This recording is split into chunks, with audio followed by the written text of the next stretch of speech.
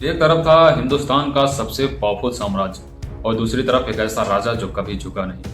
ये कहानी है महाराणा प्रताप की और हल्दी घाटी के युद्ध की। सन 1576 जगह हल्दी घाटी मेवाड़। एक तरफ थी मुगल सेना और दूसरी तरफ था राजपूत स्वाभिमान। ये सिर्फ युद्ध नहीं था, ये था आजादी और सम्मान की लड़ाई। अकबर चाहता था पूरा हिंदुस्तान उसके कब्जे में हो। कई राजपूत राजा भी उसके साथ हो गए थे, लेकिन एक ऐसा नाम था जो कभी झुकने को तैयार नहीं था, महाराणा प्रताप।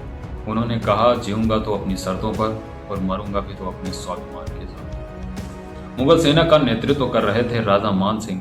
हजारों सैनिक, तोपें, बंदूकें और सामने महाराणा प्रताप की चोटी पर भेल सेना, जुनूनी सेना, भेल योद्धा, राजपूत वीर और एक वफादार घोड़ा जिसका नाम था चेतक। 18 जून 1576 हल्दी घाटी का मैदान, पीली मिट्टी और तलवारों की चमक, और युद्ध शुरू होता है। तलवारें आपस में टकराती हैं, घोड़े दौड़ते हैं और फिर पूरा मैदान गूंज उठता है। महाराणा प्रताप सीधा हमला करते हैं राजा मान सिंह पर और चेतक अपने दो पैर उठाकर हाथियों पर चढ़ जाता है। तलवारें चलती हैं, लेकिन मुगल सेना काफी बड़ी थी।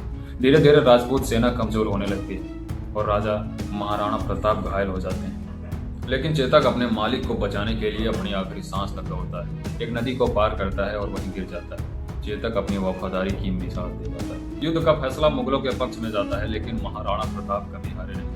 उन्होंने अकबर के सामने कभी सर नहीं झुकाया और जंगल में रहकर भी अपनी मिट्टी की, अपने जमीन की रक्षा करते रहे। यह युद्ध हमें सिखाता है कि जीत सिर्फ तलवार से नहीं होती, कभी कभी हिम्मत ही हमारी सबसे बड़ी जीत होती। यह थी कहानी हल्दी घाटी के युद्ध की। अगर आप हिस्ट्री में हुए युद्धों की स्ट्रेटेजिक प्लानिंग के तरीके से उन्हें देखना चाहते हैं, सीखना चाहते हैं, तो हमारे चैनल को सब्सक्राइब करें। बहुत बहुत धन्यवाद।